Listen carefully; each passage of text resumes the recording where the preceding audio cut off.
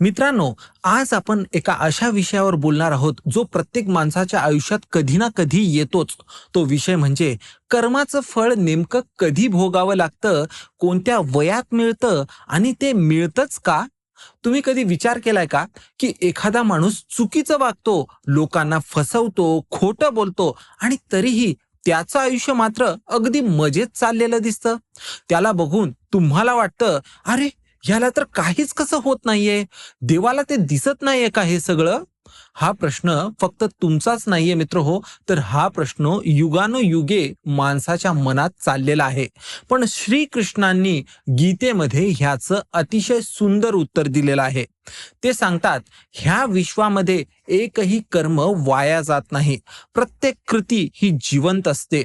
ती फक्त योग्य वेळेची वाट बघत असते. म्हणजे बघा ना, आपण जे काही करतो, मग ते चांगलं असो किंवा वाईट, ते कुठेतरी रेकॉर्ड होत असतं. आता ती एक अशी एनर्जी आहे जी कधीच नष्ट होत नाही. फक्त तिची वेळ ठरलेली असते. आता बरेच लोक असं विचार करतात, कर्माची शिक्षा कोणत्या वयात मिळते? पण हा प्रश्नच मुळात चुकीचा आहे. खरा प्रश्न आहे की कर्म आपलं फळ देण्यासाठी कधी तयार होतं? कारण कर्माला वय दिसत नाही. कर्माला दिसतो तो फक्त आत्मा आणि त्याची अवस्था. चला आता हे नीट समजून घेऊया. बालपणातील कर्माचं काय होतं? लहानपणी माणूस जे काही करतो ते बऱ्याचदा अज्ञानातून करतो. त्यामुळे लोकांना वाटतं, अरे लहान आहे, चालतं, त्याला काय कळतं? पण श्रीकृष्ण सांगतात की अज्ञानातून केलेलं कर्म सुद्धा एका बीजासारखं जमिनीत पेरल्या जात असतं. ते लगेच उगवत नाही, पण ते तिथे आहे. ते वाट बघतंय. जसं बीज रुजायला, अंकुर फुटायला आणि त्याचं झाड व्हायला वेळ लागतं, अगदी तसंच कर्माचं फळ यायला सुद्धा वेळ लागत असतो. तोच माणूस जेव्हा मोठा होतो, तेव्हा ते बीज अचानक अंकुरतं. कधी आरोग्याच्या रूपात, कधी नात्यामधल्या अडचण्यांच्या रूपात आणि कधी आर्थिक संकटाच्या रूपात हे येत असतं. आणि त्या माणसाला कळतच नाही की हे सगळं कुठून आलं. कारण त्या मागचं कारण काय हे इतक्या मागे घडलेलं असतं की ते कधी घडलेलं होतं हे तो माणूस विसरूनच गेलेला असतो. तारुण्यातला अहंकार सर्वात मोठा सापळा. मित्रांनो, तारुण्य हा एक असा काळ आहे जिथे माणसाजवळ शक्ती असते, पैसा असतो, सौंदर्य असते, यश असतं आणि ह्या सगळ्या गोष्टी मिळून माणसाच्या मनात एक भ्रम निर्माण करतात. मला कोणीच काहीच करू शकत नाही, मी अनस्टॉपेबल आहे. हाच तो काळ आहे जिथे सर्वात जास्त चुका होतात. कोणाला फसवणं, कोणाच्या भावनांशी खेळणं, कोणाच्या कोणाचा विश्वासघात करणं, कोणावर अन्याय करणं, हे सगळं तारुण्यात अगदी सामान्य वाटायला लागतं. माणसाला वाटतं, चालतं, हे तर सगळेच करतात, मी काय वेगळं थोडीच केलं. पण श्रीकृष्ण सांगतात, जेव्हा कर्म हे अहंकारातून केलं जातं, तेव्हा त्याचं फळ सुद्धा तितकंच कठोर असतं. ती शिक्षा तितकीच तीव्र असते. आणि बऱ्याचदा ह्याची पहिली शिक्षा कोणत्या रूपात येते माहितीये का? आतली शांतीच हिरावून जाणं या रूपात येत असते. बाहेरून तर सगळं ठीक दिसतं. गाडी आहे, बंगला आहे, बँक बॅलन्स आहे. पण आतमध्ये आतमध्ये एक पोकळी निर्माण झालेली आहे. एक अशांतता आहे जी कशानेच भरून निघत नाही. हीच कर्माची पहिली शिक्षा आहे. तुमच्या आतलं सुख ते हिरावून घेत असतं. वाईट माणसं सुखात का दिसतात हा भ्रम समजून घ्या. मित्र, हा सगळ्यांनाच पडलेला प्रश्न असतो की अरे, तो माणूस इतका वाईट आहे तरी सुखात आहे आणि मी चांगलं वागतो तरी मला त्रास का होतो? श्रीकृष्णांनी याचं उत्तर अतिशय गहनपणे दिलेलं आहे. ते सांगतात, ईश्वर कधीच अर्धवट कर्माचं फळ देत नाही. जोपर्यंत कर्माचं पूर्ण चक्र तयार होत नाही, तोपर्यंत त्याचा दंड येत नाही. कधी कधी देव माणसाला अजून कर्म करू देतो, अजून ढील देतो. पण का? कारण जेव्हा हिशोब होईल तेव्हा तो एकदम पूर्ण होईल. म्हणजे बघा ना, तुम्ही बघता की एखादा माणूस चुकीचं करत करत वर जातो, मग त्याला यश मिळतं, पॉवर मिळतं. पण हे वर जाणं खरं नाही. ही फक्त एक तयारी आहे. जेव्हा तो खाली पडेल ना, तेव्हा तो इतक्या उंचावरून पडेल, की आता त्याला सावरणंच अशक्य होऊन जाईल. फळ जेव्हा गळतं ना, ते थेट हृदयावर पडतं. वृद्ध काळ, कर्माचा सर्वात कठीण काळ. मित्रांनो, कर्माची सर्वात भयंकर शिक्षा बऱ्याचदा म्हातारपणात येत असते. पण का? कारण त्यावेळी हे पूर्ण शरीर थकलेलं असतं. सहन करण्याची ताकद अगदी कमी झालेली असते आणि सगळ्यात महत्वाचं म्हणजे माणसाजवळ विचार करायला भरपूर वेळ शिल्लक असतो. त्यावेळी त्या माणसाला सगळं आठवतं. ज्यांना त्याने दुखावलं, ज्यांचा विश्वास त्याने तोडला, ज्यांच्यावर त्याने अन्याय केला, हे सगळे चेहरे त्याच्या डोळ्यासमोर यायला लागतात. बाहेरून कोणी शिक्षा देत नाही, कोणी मारत नाही, पण आतून आतून त्या आठवणी त्याला जाळायला लागतात. रात्री झोप येत नाही, दिवसा मन देखील शांत राहत नाही. हीच ती सर्वात मोठी शिक्षा आहे, जिचं नाव आहे पश्चाताप.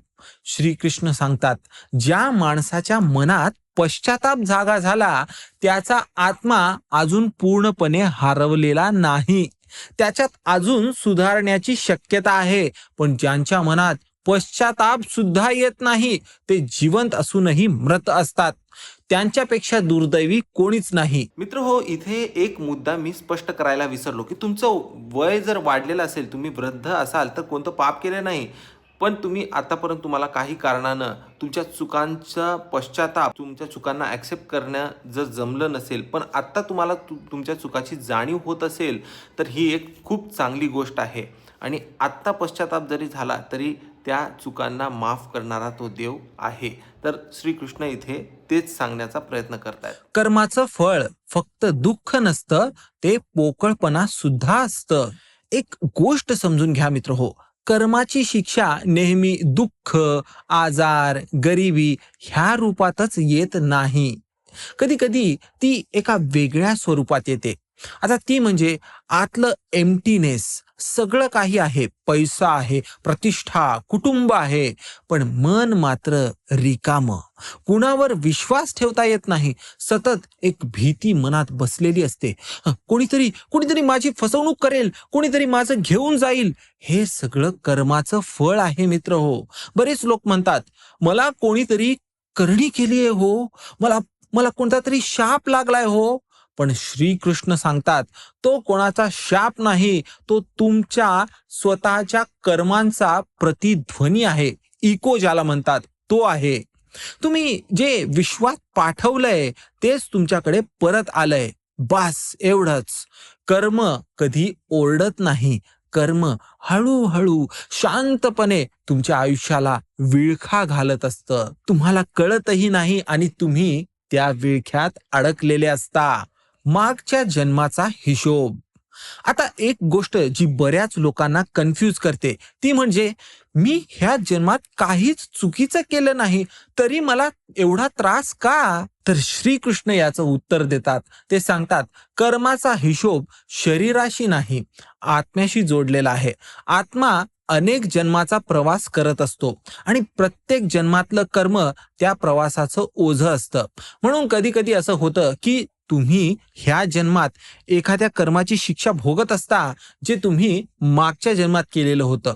म्हणूनच काही लोक विनाकारण दुःख भोगताना आपल्याला दिसतात आणि काही लोक विनाकारण सुखी असतात.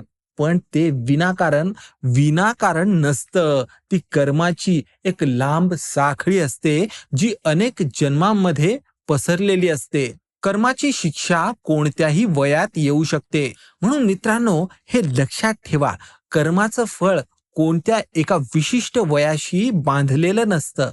ते कधीही येऊ शकतं. कधी 25व्या वर्षी, कधी 40व्या वर्षी, तर कधी 60व्या वर्षी, आणि कधी कधी तर ते पुढच्या जन्मातही येऊ शकतं. ईश्वराचा न्याय हा उशिरा होतो, पण तो अचूक असतो. एकही कर्म सुटत नाही, एकही हिशोब अपूर्ण राहत नाही. शेवटचा संदेश श्रीकृष्णांकडून. तर शेवटी श्रीकृष्णांचा एक संदेश अगदी स्पष्ट आहे आणि तो आपल्या सगळ्यांसाठी आहे. जर आज तुमच्या आयुष्यात शांती आहे, सुख आहे, सगळं काही व्यवस्थित चाललंय, तर ह्याचा अहंकार करू नका. हे ईश्वराने दिलेली एक संधी आहे. ह्या संधीचा उपयोग चांगली कर्म करण्यासाठी करा. आणि जर तुमच्या आयुष्यात सध्या कष्ट आहेत, अडचणी आहेत, त्रास आहेत, तर खचून जाऊ नका. हे तुटण्याचं कारण नाहीये, ही एक शिक्षा नाहीये, तर ही एक शिकवण आहे. ह्यातून शिका, सावरा आणि पुढे चला. दोन्ही परिस्थिती, सुख आणि दुःख, ह्या कर्मांच्या शाळेतले धडे आहेत. आज तुम्ही जे काही कर्म करत आहात, तेच तुमचं उद्या लिहित आहे. प्रत्येक शब्द, प्रत्येक कृती, प्रत्येक विचार, हे सगळं तुमच्या भविष्याचा नकाशा तयार करत आहे. म्हणून सजग राहा, करुणा बाळगा, दुसऱ्यांशी प्रेमाने वागा, धर्माच्या मार्गावर चाला. कारण कर्माची शिक्षा वय बघून येत नाही, ती आत्म्याची खोली बघून येत असते. जय श्री कृष्ण मित्र हो. तुम्हाला हा व्हिडिओ आवडला असेल तर नक्की लाईक करा, शेअर करा आणि चॅनलला सबस्क्राईब करायला विसरू नका. धन्यवाद मित्र हो.